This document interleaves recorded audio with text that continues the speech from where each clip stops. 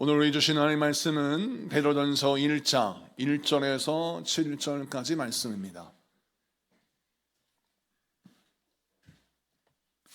베드로전서 1장 1절에서 7절까지 말씀. 우리 교독하겠습니다. 제가 먼저 읽습니다. 예수 그리스도의 사도 베드로는 본도, 갈라디아, 갑바도기아, 아시아와 비두니아에 흩어진 나그네 곧 하나님 아버지의 미리 아심을 따라 성령이 거룩하게 하심으로 순종함과 예수 그리스도의 피뿌림을 얻기 위하여 택하심을 받은 자들에게 편지하노니 은혜와 평강이 너희에게 더욱 많을지어다. 우리 주 예수 그리스도의 아버지 하나님을 찬송하리로다. 그의 많으신 긍휼대로 예수 그리스도를 죽은 자 가운데서 부활하게 하심으로 말미암아 우리를 거듭나게 하사 산 소망이 있게 하시며 썩지 않고 더럽지 않고 쇠하지 아니하는 유업을 있게 하시나니 곧 너희를 위하여 하늘에 간직하신 것이라. 너희는 말세에 나타내기를 예비하신 구원을 얻기 위하여 믿음으로 말미암아 하나님의 능력으로 보호하심을 받았느니라. 그러므로 너희가 이제 여러 가지 시험으로 말미암아 잠깐 근심하게 되지 않을 수 없으나 오히려 크게 기뻐하는도다. 다 같이 너희 믿음의 확실함은 불로 연단하여도 없어질 금보다 더 귀하여 예수 그리스도께서 나타나실 때에 칭찬과 영광과 존귀를 얻게 할 것이니라. 아멘. 할렐루야.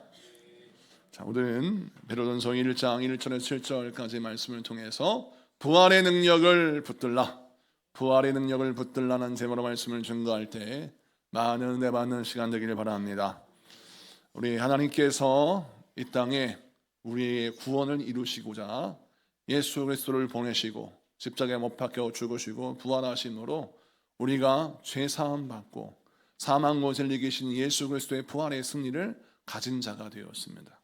오늘은 그 예수님의 부활의 기쁜 소식을 같이 나누는 귀한 절기입니다.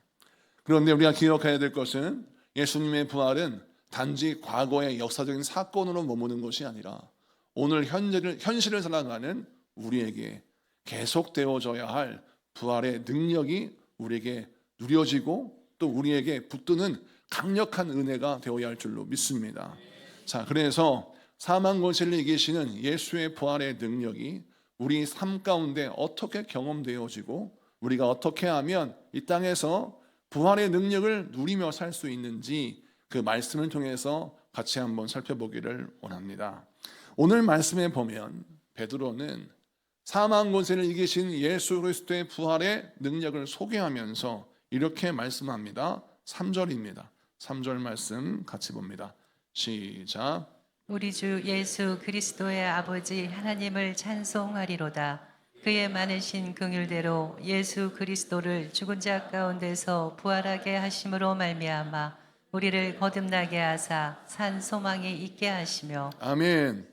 자, 사도 바울이 주의 은혜 가운데 거듭나서 변화되었을 때 그가 항상 고백하는 것이 무엇이었냐면 나 같은 사람에게 부활의 큰 은혜를 주셨다라고 하는 고백이었어요.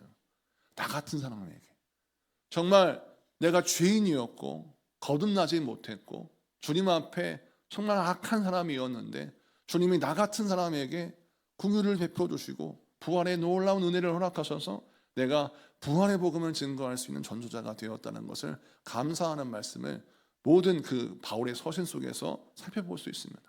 베드로도 뭐라고 고백합니까? 그는 예수를 모른다고 부인했던 사람입니다. 그런 부인했던 베드로가 네로 황제가 핍박하고 박해하는 AD 64년경 정말 힘들고 어려운 고난 속에서도 그는 예수의 부활을 증거하고 선포하고 전하는 전도자로 인생을 살아갑니다. 예수를 부인하면 살 수 있어요. 예수를 저주하면 살 수 있습니다.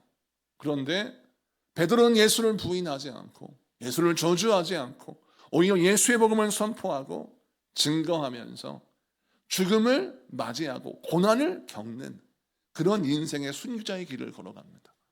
어떻게 베드로가 이런 길을 걸어갈까요? 베드로를 사랑하셔서 부활하신 예수님이 당신의 부활의 몸을 보이시고 그를 다시 부르셔서 예수를 부인하는 자에서 예수를 증거하고 믿고 따르는 자로 다시 그를 세우셨기에 베드로가 이렇게 예수 안에 있는 산 소망을 가지고 선포하고 복음을 증거할 수 있던 것이죠. 자, 예수님의 부활의 능력은 죄인들에게는 정말 살아있는 소망이었습니다. 이는 무엇입니까? 나는 절대 구원받을 수 없는 죄인입니다. 나의 과거를 해결할 수 없습니다. 나의 죄를 지울 수가 없어요.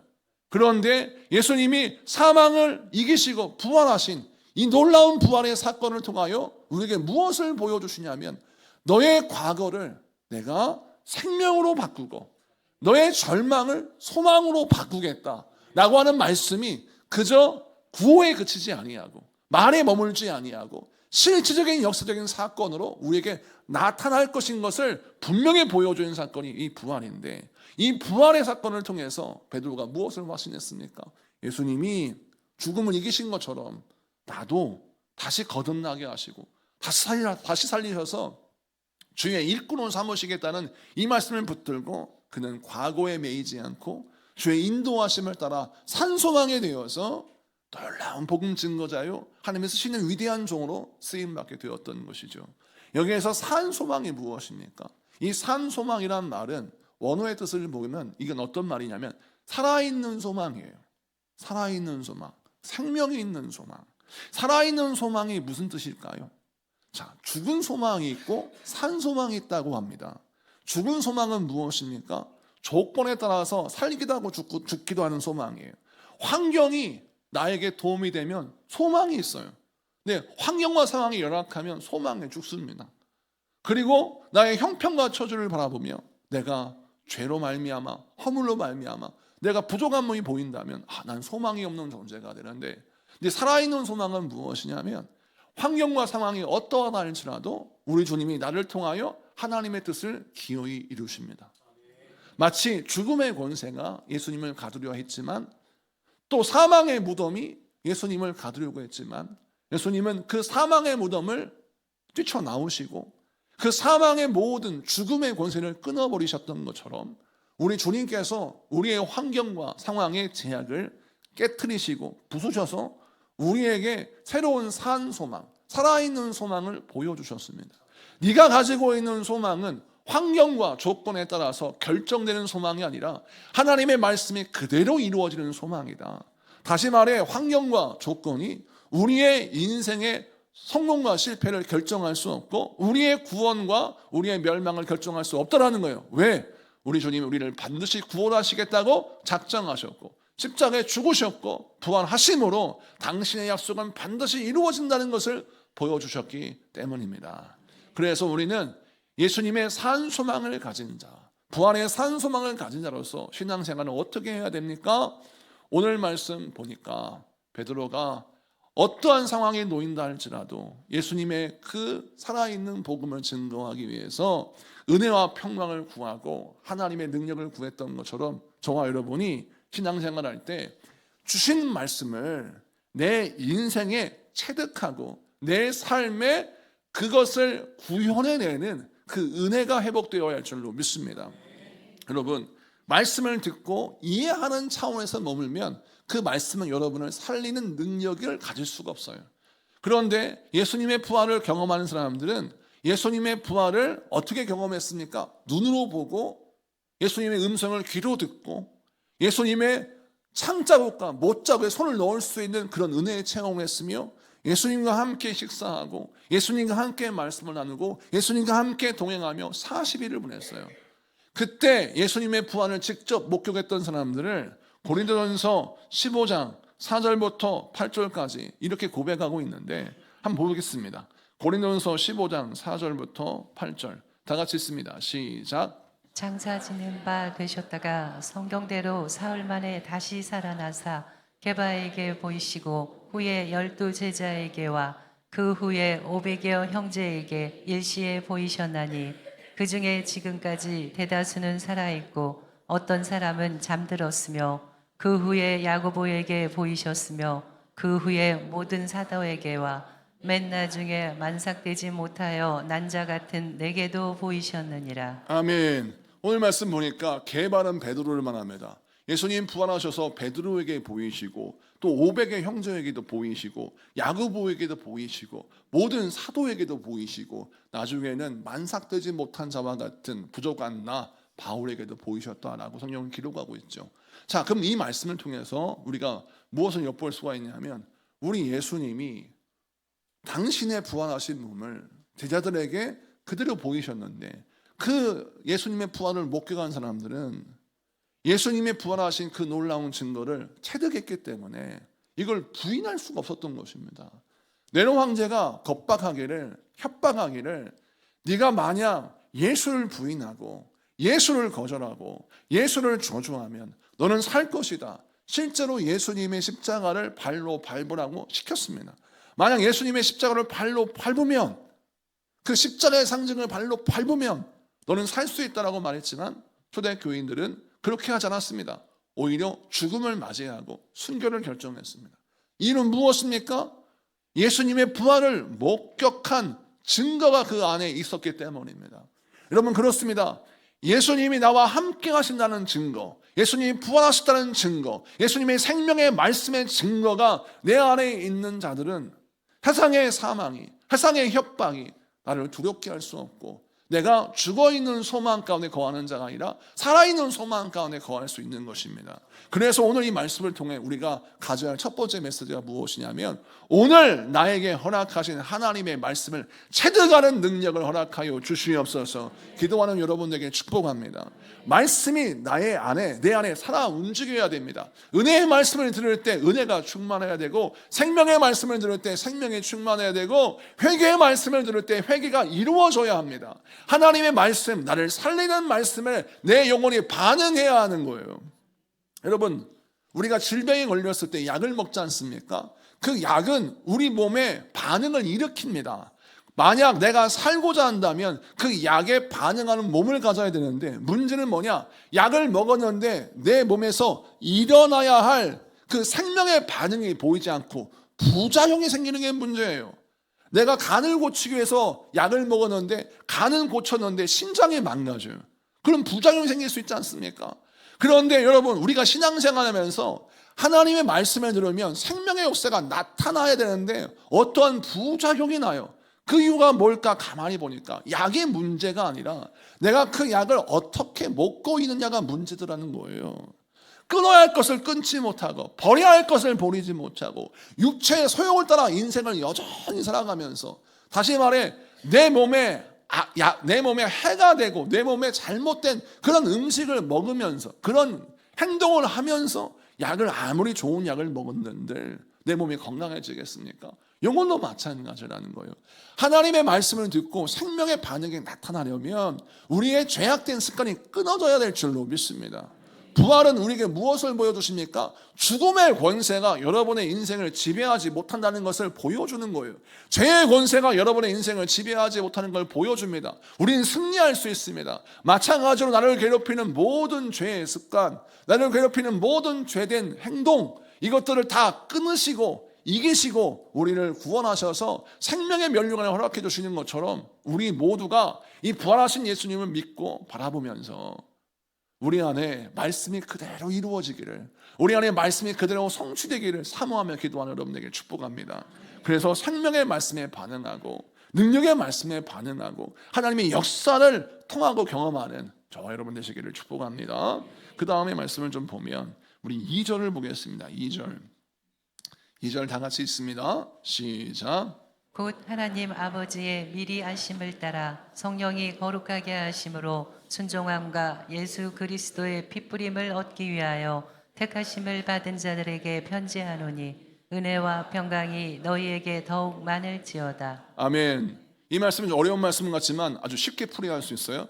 택하심을 받은 자들에게 편지를 하고 있어요. 이 택하심을 받은 자들은 이 편지를 받고 있는 초대교인들, 오늘 이 자리에 앉아 있는 여러분들입니다. 예수 그리스도의 복음을 듣고 있는 여러분들에게 지금 편지한다는 거예요. 근데 여러분들은 뭐라고 표현하냐면 이렇게 표현합니다. 하나님 아버지의 미리 아심을 따라 성령의 거룩하게 하심으로 우리 하나님이 여러분 미리 하셨다는 거예요. 여러분이 하나님을 알지 못하고 여러분이 말씀을 이해하지 못하고 하나님 사랑을 경험하지 못할 때에도 우리 하나님 먼저 하셔서 여러분을 따로 구분하셔서 여러분을 택하시고 여러분을 사랑하셔서 여러분을 구원하시기로 작정하셨다는 겁니다. 그리고 성령으로 거룩하게 하심으로, 이게 무슨 뜻이냐? 내 힘으로 아무리 거룩하게 살려고 해도 불가능한데 우리 주님이 십자가의 보혈로 우리를 거룩하게 하셨습니다. 성령으로 거룩하게 하셨습니다. 그래서 나를 구원하신 그의 주의 능력이 나에게 온전히 이루어지게 됐죠. 그리고 예수 그리스도의 핏뿌림을 얻기 위하여 택하심을 받는 자에게, 우리 주님이 예수 그리스도의 보혈이 우리 삶의 모든 영역에 피를 뿌리는 것처럼 예수 그리스도의 대속의 은혜가 우리 삶 가운데 온전히 뒤덮여지기를, 온전히 우리에게 부어지기를 사모하며 기도한다는 거예요. 근데 이 말씀의 중점적인 포인트가 뭡니까? 예수님의 사랑입니다. 내가 죄인이었는데 예수님 나를 사랑하셨어요. 내가 먼저 사랑하는 것이 아니라 예수님 먼저 사랑하셨어요. 그 사랑을 알고 믿으라는 거예요. 그 사랑을 누리라는 거예요. 그리고 오늘 이 말씀 가운데 은혜와 평강이 더욱 많을지어다 라고 선포합니다. 우리 주님께서 성령의 감동 가운데 베드로의 입술을 통하여 우리에게 말씀하시기를, 부활의 복음을 가진 자들에게 요구되는 믿음이 바로 무엇이냐면 아버지의 사랑을 깨닫고 아버지의 은혜와 평강이 더욱 넘쳐나야 한다는 것입니다. 그래야 우리가 부활의 능력을 소유하고 부활의 능력을 따라 살아갈 수 있다는 거예요. 여러분, 이 말씀이 왜 우리에게 주어질까요? 예수님의 사랑에 만족하지 않는 자들은 세상의 사랑에 여러분 갈급해합니다. 그러다 보니까 세상의 사랑에 갈급해서 세상에 인정받지 못하면 괴로워하고 세상에서 갈채를 받지 못하면 좌절하는 것이 세상 사람들이에요. 연예인들이 간혹 TV 인터뷰에서 옛날 유명했던 배우, 유명했던 가수들이 요즘은 유명하지 않아서 평민처럼 일반인처럼 살아가는데 그들의 근황을 소개하는 인터뷰를 잠깐 본 적이 있어요. 그런데 참 안타까운 것은 옛날 찬란했던 연예인의 생활을 할 때에는 그렇게 만족스러웠는데 자기가 일반인으로 돌아가서 아무도 나를 알아보지 못하고 유명인의 삶이 아닌 평범한 삶을 살아갈 때 정말 좌절하여서 때로는 술을 의지하고 때로는 약을 의지하면서 인생을 정말 처참하게 살아가다가 인생에 망가질 대로 망가져서 어려운 일을 겪었던 그런 과거를 고백하는 인터뷰를 종종 보게 됩니다. 여러분, 왜 그럴까요? 세상의 인기를 먹고 사는 연예인들은 그 세상의 인기에 울고 웃는 것입니다. 다시 말해 세상의 인정에 나의 삶에 속목을 두니까 세상의 인정과 세상의 외면이 그의 인생의 희비를 결정하더라는 거예요. 그러다 보니까 점점 무엇에 집착해요? 세상 사람들의 시선에 집착하고 세상 사람들의 갈채와 세상 사람들이 나에게 가져다주는 인기에 집착하더라는 거예요. 그래서 결국 그 세상의 사랑에 목말라는 자가 되어서 자기 인생을 망치더라는 겁니다. 근데 반대로 주의 사랑에 만족해하고 하나님의 은혜에 만족하는 사람들은 어떤 삶을 삽니까? 세상의 사랑을 구걸하지 않습니다. 그리고 하나님의 사랑을 품고 살아갑니다. 그렇기 때문에 그런 사람들은 항상 감사와 기쁨 속에 살아가니까 내 마음속에 평정심이 있는 거예요. 내가 세상에 인기가 있을 때에는 그 인기를 통하여 하나님께 영광을 돌리고 세상에서 인기가 사라지면 여전히 나를 사랑하시는 하나님, 여전히 나를 돌보시는 그 하나님을 인정하면서 그 하나님의 능력 안에서 인생을 살아가요. 세상의 조건과 상황에 따라서 인생의 삶의 질이 결정되는 것이 아니라 하나님의 말씀을 지키고 붙드는 그 믿음에 의해서 그의 삶이 결정되더라는 것입니다. 오늘 이 말씀을 기억하십시오. 여러분, 하나님의 사랑과 은혜와 그 능력에 따라 여러분의 삶의 질을 결정하시는 여러분 되기를 축복합니다. 그 다음 말씀을 좀 보면 4절입니다. 4절 다 같이 있습니다. 시작. 썩지 않고 더럽지 않고 쇠하지 아니하는 유업을 있게 하시나니 곧 너희를 위하여 하늘에 간직하신 것이라. 아멘.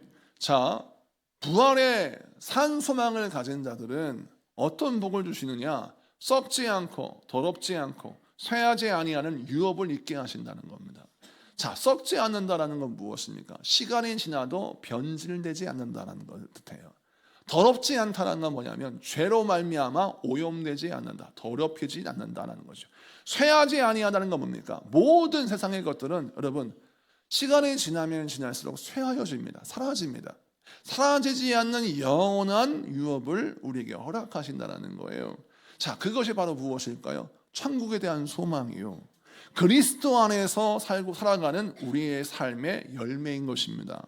내 몸은 점점점 후패해 가도, 내 몸은 점점 늙어가는 것처럼 보이지만 내 영혼은 언제나 청청하며 언제나 주의 안에서 복과 은혜를 누리는 인생이 될 수 있다는 사실이죠. 그래서 이렇게 영원히 변하지 않는 유업을 가진 자들은 세상 속에서 어떻게 살아갑니까? 환경과 상황의 제약에 따라 내 삶의 열매를 결정하지 않습니다. 만약 내가 열악한 상황에 놓여 있다면 나의 인생의 결론은 이것이네, 실패구나, 패배구나 라고 자기 인생을 섣불리 결정하지 않습니다. 여러분의 인생의 승패를 섣불리 결정하지 마십시오. 세상 사람들이 예수님의 십자가를 보았을 때 뭐라고 생각하냐면 이제 끝났다라고 생각했습니다. 심지어는 예수님의 제자들도 예수님의 십자가를 보면서 예수님은 이제 끝났다라고 생각했어요. 그래서 많은 사람들이 다 뿔뿔이 흩어졌습니다. 그런데 나중에 예수님 부활하신 것을 보았습니다. 어떤 일이 벌어져요? 아하, 예수님의 십자가 끝이 아니고 부활을 통해서 예수님의 십자가는 오히려 우리를 살리시는 통로요, 우리를 살리시는 은혜구나라는 걸 깨닫게 되었어요. 그래서 십자가를 부끄러워하는 것이 아니라 오히려 십자가를 자랑하는 자가 되었고 부활의 승리를 선포하는 자가 되었습니다. 여러분의 인생의 승패를 세상이 함부로 결정하지 못하게 하십시오. 세상이 우리를 바라보면서 뭐라 하냐면 네가 이렇게 육신이 연약하고 삶의 조건이 열악하고 가진 것이 없고 배운 것이 없는데 네가 어떻게 성공할 수 있겠느냐, 네가 어떻게 복을 받을 수 있겠느냐라고 우리를 조롱합니다. 그럴 때마다 우리는 어떻게 합니까? 세상이 정해놓은 결정에 내 마음을 빼앗기지 말고 나를 통하여 이루고자 하신 하나님의 은혜를 기대하며 하나님이 결정하신 승리의 부활의 능력이 내 안에 온전히 이루어질 걸 선포하고 기도하고 그 부활의 능력을 붙드는 여러분에게 축복합니다. 자, 그러면 그의 인생은 그 믿음대로 풀어지는 것이죠. 자, 다니엘이 바벨론의 포로로 잡혀가서 근 70년간을 바벨론의 총리 대신으로 관리로 일을 했습니다. 그가 15살에 바벨론에 끌려갔으니까 아마 그 즈음에 끌려갔으니까 70년이 다 됐을 때 아마 그의 나이가 한 85세 그 즈음 되었을 거예요. 나이가 먹을 만큼 먹었고 인생의 연륜이 쌓일 만큼 쌓였습니다. 그런데 바벨론의 말기 벨사살 왕이 교만이 극에 찼어요. 그래서 그가 10,000명의 귀족을 초청하여서 잔치를 벌였습니다. 그리고 잔치를 벌이면서 흥이 돋아오르자 그가 어떤 일을 장애했냐면 예루살렘 성전에서 뺏어온 성전 기물을 가져오라고 했습니다. 우리로 말하자면 성창기 같은 걸 가져오라고 한 거예요. 가져와서 그 하나님의 성전 기물에다가 술을 마시겠다는 거예요. 그래서 하나님의 기물에 술을 마시면서 뭐라고 하냐면 나는 이스라엘의 하나님 그 여호와보다 더 위대한 왕이다. 나의 위대한 힘을 봐라. 그래서 하나님의 성전에 쓰이는 거룩한 하나님의 제사를 위해 쓰이는 성창기에 술을 나담하다가 막 퍼마시면서 자기의 힘을 자랑했어요. 그걸 바라보고 10,000명에 이르는 그 귀족들이 박수를 치고 환호했단 말입니다. 그런데 갑자기 그 파티장 벽에 손이 딱 나오더니 메네 데겔 우바르신 라는 글씨를 쓰는 거예요. 그런데 그 광경이 너무 공포스러워서 벨사살 왕이 그 자리에서 얼음이 돼버렸어요. 신하들에게 묻습니다. 이게 무슨 말이냐? 그런데 바벨론의 신하들, 귀족들은 이 말을 해석할 수가 없는 거예요. 그래서 결국 지혜로운 다니엘을 불렀습니다. 다니엘 총리, 네가 한번 해석해봐라. 이 메네 데겔 우바르신이 무슨 뜻이냐? 라고 했더니 이 다니엘이 해석하기를 메네라는 말은 내가 세어보았다. 세어보았다는 뜻이고 데겔이란 말은 저울에 달아보았다라는 뜻이고 우바르신은 나누어질 것이다 라는 동사인데 이걸 연결해서 의역하면 벨사살 왕아 내가 너를 세어보고 세어보았다. 저울에 달아보고 달아보았다. 그랬더니 너는 함량미달이구나. 내가 너를 오늘 무너뜨리겠다. 내가 오늘 너를 나눠버리겠다. 찢겠다 이런 뜻이에요. 그래 이렇게 얘기를 했어요. 벨사살 왕이 깜짝 놀랐습니다. 자기가 성전 기물에다가 술을 마시고 성전 기물을 가지고 하나님을 조롱하면 자신의 권세가 더 드러날 줄 알았어요. 그런데 오히려 하나님이 그의 교만함과 오만함에 당신의 진노를 보이셔서 네가 교만하구나. 내가 너를 저울에 달아보았고 내가 너의 인생을 세워보았는데 한참 밑도는, 그러니까 너는 내 앞에 심판받을 수밖에 없는 상황이구나. 하나님이 심판을 작정하시니 벨사살 왕이 그날 페르시아의 공격을 받아요. 그래서 그날 밤에 페르시아의 공격을 받아서 이 벨사살 왕이 죽게 됩니다. 여러분, 이 광경이 다니엘서에 나오는데 이 다니엘서 말씀을 통해서 우리 하나님이 우리에게 무엇을 보여주십니까? 벨사살 왕이야말로 인생의 성공의 끝판왕입니다. 10,000명을 데리고 잔치를 벌일 수 있는 능력을 가진 자예요. 여호와 하나님의 성전 기물을 가지고 술을 마실 수 있는 담대함을 가진 자예요. 세상에 볼 때는 대단한 사람이죠. 그러나 하나님이 보실 때에는 정말 어리석고 어리석은 자라는 거예요. 이는 무엇입니까?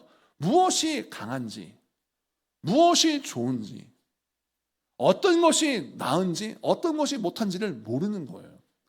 여러분, 부활의 능력을 가진 자는, 썩지 않은 유업을 가진 자는 어떤 분별력이 있어야 하느냐?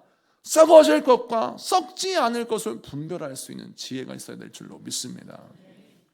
우리 모든 그리스도인들은, 부활의 능력을 가지고 인생을 살아가는 사람들은 어떤 능력을 가져야 하느냐?